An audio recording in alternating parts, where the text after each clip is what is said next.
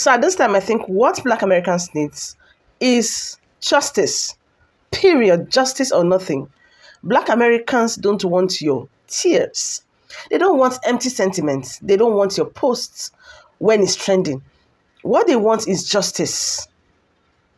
Justice for their lives, justice for their voices, justice for their future. That is what they need at this point. Let's ignore everything people are saying. Oh, we are sorry for this, we're sorry for that. They deserve justice. Don't you think so? Of course they do. Let's watch these videos and then I'll be back. There is an important distinction that's not being made. One group is saying, hey, government, follow the law, do what is constitutional. The other group is saying, hey, government, make exception to the law. Okay, so you have a lot of immigrants and Latinos who are upset with Black Americans because they aren't joining the immigrant protests with the same vigor and tenacity as they do their own civil rights violations. Typically, when Black people go out and they protest, it is because the government has unalived a Black person unconstitutionally. And they're hitting the pavement, they're protesting, and they're saying, hey, government, do what's constitutional, do what's right. Here, immigrants are saying, hey, government, I know that we're not here lawfully, but make exception for us. We don't bother anybody. We contribute to society. We've been here for a long time. Make exception for us. We are people too. I'm not saying that this isn't a righteous cause. What I'm saying, it is not apples to apples. One is asking for justice, what is owed, what is due. The other is asking for exception to the law, favor, mercy, grace. And so if you're just talking about the detainment of immigrants, you think that that is unjustified. If we just simply talked about the unlawful arrest, not the unaliving of Black people, but the unlawful arrest of Black people, and we protested every time somebody was unlawfully arrested, we wouldn't be able to do anything else. We wouldn't be able to do anything else but protest. So you can't get upset with Black people when they say, hey, we feel bad for you, but we just not feeling it. It's not our plight. I'm not saying it's not a righteous cause, but we're not comparing apples to apples here. One is asking for justice. The other is asking for exception. This is just my opinion. I'm not saying I'm right. I'm not saying I'm wrong. I'm not trying to diminish anything that those before us did. But I wish we would have fought. I wish we would have fought to the last Black body. I wish we would have stood our ground right in the South. Instead of going into the churches, I wish we'd have went in them churches and came up with a war plan. I wish we'd have attacked those farmers, attacked those plantations right after the Civil War. I wish we would have never left the South. We'd have just stood our grounds right here in the South and just fought them to this day. Not fighting for integration. Let them come to the table with integration. Like I said, I'm not saying I'm right, but I'm not saying I'm wrong either. I feel like me, myself, I was born in 73. I should have came out the womb and racist white people should have been my natural enemy. My parents should have taught me those are your enemies. I should have been trained to fight them on sight. And we should still be fighting them to this day. We shouldn't have to wait for them to force us to, because that's what they're going to do. That's what Trump wants. It's the only way for him to gain control. The rest of them was complicit anyway. So we should have just brought it to their doorsteps. Now they're going to force us to. That's going to put us at a disadvantage. I just wish we would have just from the door. I just wish we would have just been fighting and fighting and fighting and fighting. You know, to this day, man, the Black community is disrespected so much. They actually be fixing their mouths, coming in comment sections and saying, Black people hate white people. We should. We should hate you. Why shouldn't we? I'm not understanding. I'm not understanding why you think we shouldn't. Why you think we should love you. Why you think that? If you wasn't racist, you was complicit to the racism. You sat back. You did nothing. It was benefiting you. It was benefiting you. And you constantly attack Black people to this day. To this day. So why should we love you? Some of us don't believe in that. Some of us don't believe in loving our enemy. And yes, racist white people are Black people's enemy. And the complicit ones, they can fall in that category too. You are our enemies. And we should not love our enemies. That's just my opinion. I really believe that we should have been fighting racism a different way right from the beginning. Because they put all that blood, sweat, and tears into building up this country, and this country is still racist. And we know it. And they deny it while being racist on a regular basis. I just spit bars right there. I'm gone. Here's the hard truth. The United States doesn't know what to do with Black people because it refuses to admit the truth about itself. It's like a man who keeps tripping over the same step in his house, but instead of fixing the step, he blames his shoes. That's how America continues to treat racism. From the auction block to the school-to-prison pipeline, from redlining to mass incarceration, the pattern is clear. Systems with built-in racism. It's not a glitch, but it's the blueprint. And yet every time someone tries to speak the truth, the system covers its ears and cries, "Reverse racism," or "That was a long time ago." Black people have been told for centuries, assimilate, but don't lose your culture. Speak up, but don't make us uncomfortable. Succeed, but don't succeed too much. It's the double bind of being black in America, constantly judged by rules you didn't write in a game that you were never meant to win. And when black people demand justice, not charity, not pity, not slogans, but real justice, America shrinks back in fear. Why? Because justice requires acknowledgement. It requires confessing that racism isn't just history, it's currency, it's capital, it's the invisible scaffolding that still holds everything up, from policing to housing to politics. The truth is, America doesn't know what to do with black people, because doing right by black people would require undoing the myth of American innocence. It would require saying, yes, this country was built on stolen land by stolen labor, and yes, that harm is still happening, and yes, we owe a debt. But instead, we get deflection, we get color blindness, we get a sanitized version of Dr. Martin Luther King Jr. and Juneteenth cookouts without reparations. America wants black excellence, but not black humanity. It wants rhythm and blues, style without struggle. So what do? We keep telling the truth loudly, clearly, unapologetically, because the first step in healing is naming the wound, and America is still in a place that it won't even admit that it's bleeding. Until it does, it will keep stumbling over the same step, tripping over black bodies, black voices, black dreams, blaming everything but itself. But the day is coming when the truth will no longer knock gently. It will kick down the door, and America will finally have to choose: prepare the foundation or keep falling. After World War I, American soldiers came home really proud of the work they had done to combat fascism in Europe and, save the world for democracy. And Black Americans came home the same way. They were proud of their uniforms, and they had earned honor through their sacrifice and their courage. They came home to a wave of racial terror. The year 1919 was named the Red Summer. White mobs attacked black people in cities across the United States. You won't be surprised to learn that it was started because a white woman accused a black man of assaulting her. But that was just a spark in the kindling of what was already going on in the nation. In Chicago, there was a 13-day riot that left 38 people dead, men, women, children, and over 500 injured.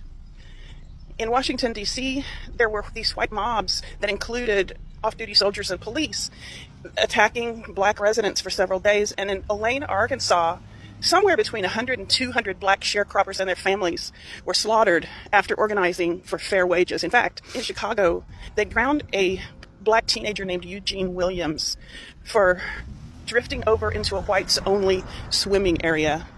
When black residents defended themselves from these attacks, which was unusual because they had been so threatened before that they didn't often fight back in the days before the First World War. When they defended themselves, the police arrested them instead of the attackers. The killers were not punished. The court sentenced 12 black men to death instead. During the 20s and 30s, black farmers were pushed off their land. Sometimes they were forced to sign over the deeds to their property, and like a white mob would show up at their property and say, "Get out of town by sundown, and if you're not out of town, we'll kill you, we'll burn your property." Banks refused to give loans to the black community because all black people were too risky. Entire black communities lost land that their family had worked for since they were freed from chattel slavery, had no protection. The laws were not there to protect them. Then the Great Depression hit. My family was made up of poor white people in Kansas and Oklahoma. They suffered, but they got the New Deal. They got Social Security. They got things that black families were locked out of. Social Security was not available to agricultural and domestic workers. Now, who do you think the majority of agricultural and domestic workers were? They were Black people. The Federal Housing Administration wouldn't back mortgages for Black families in Black neighborhoods.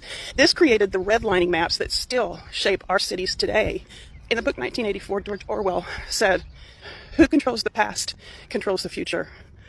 Who controls the present controls the past." White people, I'm asking you to do one thing. Share the information that I'm posting with one other white person so that the truth can regain control of the narrative.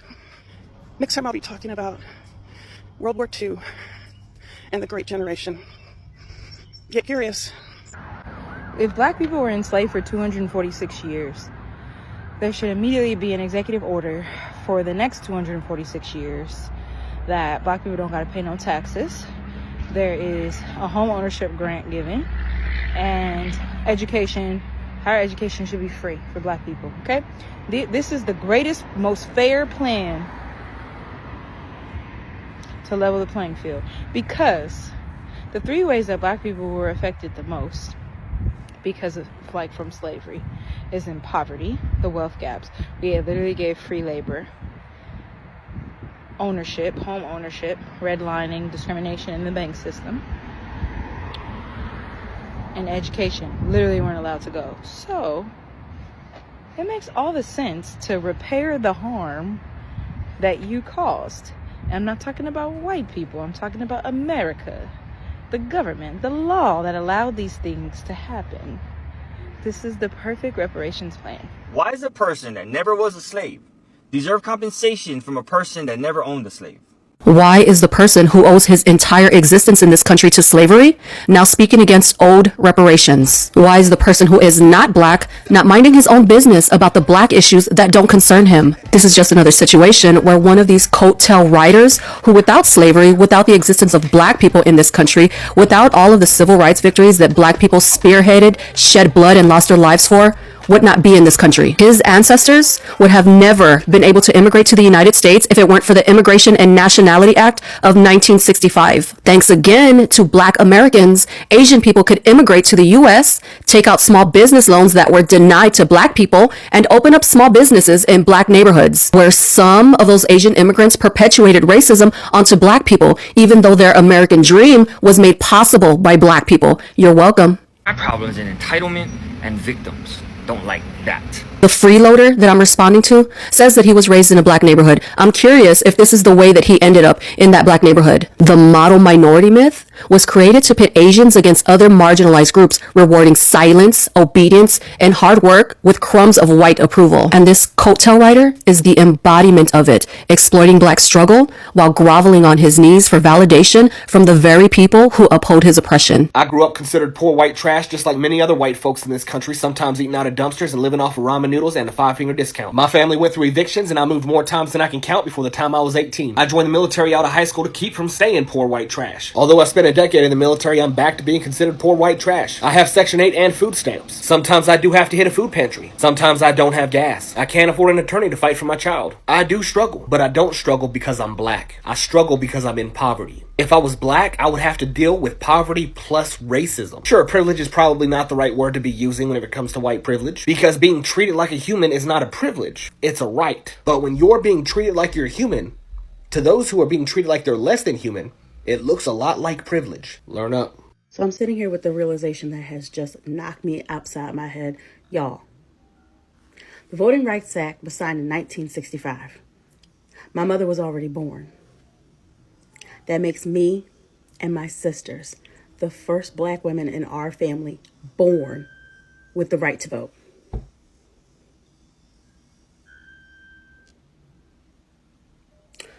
I'm not even 40 yet. In my family, that means the generation after my mother was already here was the first one.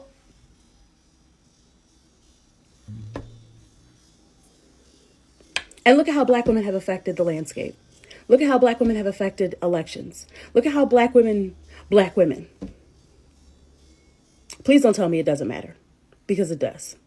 Somebody asked me the other day how I keep from falling into despair during times like these when it seems like injustice and oppression and violence seem to be winning against those of us who hope for a world with no oppression, no violence, no wars, and no prejudice toward any human being.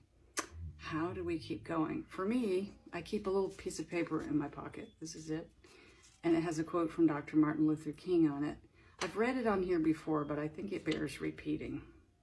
Dr. Martin Luther King said in a speech in 1967, "When our days become dreary with low hovering clouds of despair, and when our nights become darker than 1,000 midnights, let us remember that there is a creative force in this universe working to pull down the gigantic mountains of evil, a power that is able to make a way out of no way and transform dark yesterdays into bright tomorrows."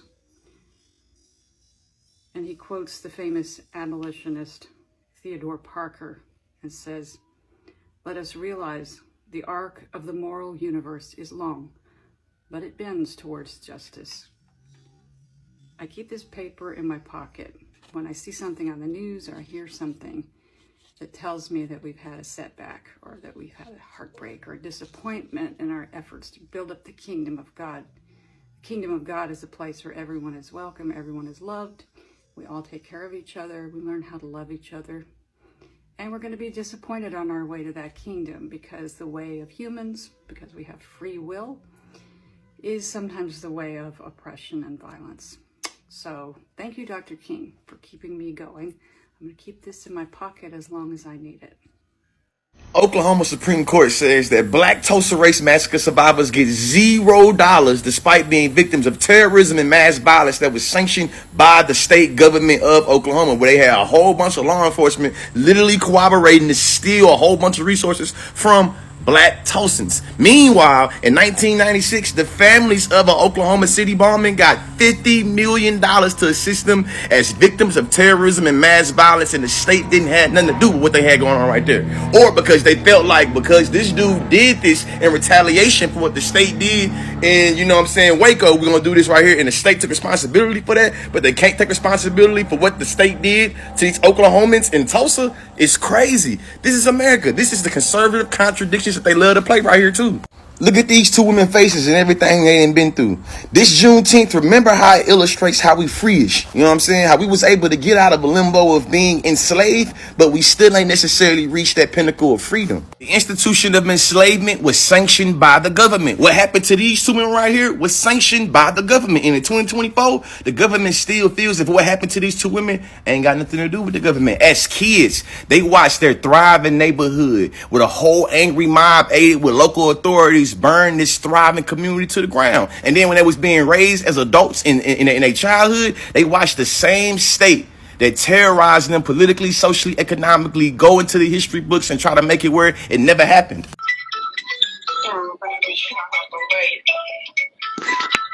Oh, okay. Gotta call that damn school. That's what she coming to me about. I already know. The state of Oklahoma is cooperating with what's going on in that strip over yonder way across the water. While they saying this, it's baffling. As a Palestinian, to understand what is going on in Palestine is to understand the de facto apartheid that Black Americans. Oh yeah, wake that up, cousin. Wake it up. As a Black American who studies Black history and educates about Black history across the internet, oh my God. I've received the hate comments, I've received the DMs about how they were so surprised and shocked and disappointed in me about my book list about Palestine. Oh my sweet summer child, bless your heart, I have been talking about Palestine this whole time. Because the Black struggle and the Palestinian struggle is like this. It's like this. In the 40s, 50s, and 60s, Birmingham, Alabama was bombed so much they nicknamed it Bombingham. Palestinians got to drive on separate roads. Got to go through checkpoints on those roads. Literally right now, Black farmers across the South, all 2% of them, are being driven off of their land, being forced off of their farmland. You stole it once from the indigenous people, now you're trying to steal it again. Palestinians are under the full control of a government that does not see them as human beings. Does that sound familiar? Like, what are we talking about? Across the internet right now, people are shocked to see that some Israeli people are creating content mocking the deaths of Palestinians. Mamie Till Mobley, Emmett Till's mom, talked about the hate mail that she received after the murder of her son. That he deserved it because Black people were animals. He was accused in hate mail and in the media of completely making up the circumstances of Emmett Till's death. Emmett Till's killers did an interview for Look magazine bragging about how proud they were of what they had done.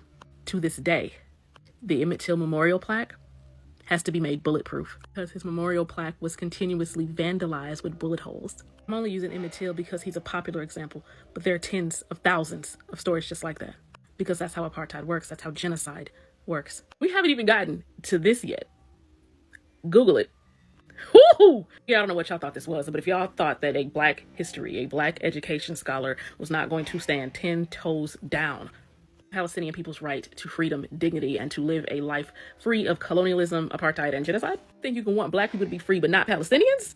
Oh, put yourself in a bowl with some pretzels, some dried fruit, and M&Ms, and make a trail mix because you are nuts. When y'all say that African people sold us into slavery, what it teaches me is three things. One, that you guys don't view us as a diverse set of people with different genotypes and phenotypes, cultures, ethnicities, religions, clans, nationhoods, kingdoms, you name it. You view us as the same people. One race, one monolithic group of people. We all one, we all in the club, we all fam. Like, that's literally how y'all see us. Number two, what it teaches me is that we people in modern times tend to look at history from a 21st century perspective rather than the perspective of the people who were living in those times. And number three, what it teaches me is that a lot of you don't seem to see slavery as something that happened to African people. You think, because you've delineated from Africans and Africa, and rightfully so, you seem to think that Africans are this big bad boogeyman that just rounded up all these people and sold y'all off. When in reality, the average West African and Central African in this day and age is related to the people that were sold, not the people who were doing the selling. The people that were selling slaves were aristocrats, were kings and queens, were chiefs, were people of high status and power, militarily and politically. And there were slave catchers, don't get me wrong. What I'm not going to do is try to pretend as if there weren't average, everyday Africans going around capturing people and selling people off for a quick buck or a mirror or some alcohol. I'm not going to sit up here and pretend as if that hasn't happened. But what I'm trying to say here is that the average West and Central African today has ancestors who are related to the people who were sold. They have ancestors who have daughters that were kidnapped. They have ancestors that have husbands, that have wives, that have uncles, that have aunties, that have parents that were sold into the slave trade, that were brutalized, beaten, sexually assaulted, and shipped off to the Americas, never to return again. And I feel like y'all don't realize that because you don't think of slavery as something that happens to African indigenous people. You think of us as separate from your ancestors, when your ancestors are oftentimes related to a lot of West African people in modern day times. Another thing you have to realize is that the black identity is relatively new in history. There was no black identity in Africa. As a whole, we were never all a bunch of black people just betraying each other and selling each other. African indigenous people were at war with each other and were oftentimes selling prisoners of war and were also raiding villages and selling off people after they had won those wars. They were capturing innocent people from their villages and sending them off away. That's literally what was happening, which means that there was no concept of us, black people, versus white people. There was no us versus them. So there was no sense of loyalty or camaraderie. It was every man for himself. Is it hard to give them justice? People who want justice, in fact, they don't just want it, they deserve it. They are deserving of justice and fairness because the country they built was never fair to them. You can keep your pity. Yes, keep your pity. They've cried enough, waited enough. What they want is justice for every life lost, every voice ignored, every system that failed them, not just today, not just when the cameras are rolling, but every single day, every single black life, that has been lost or that is still alive deserves this justice.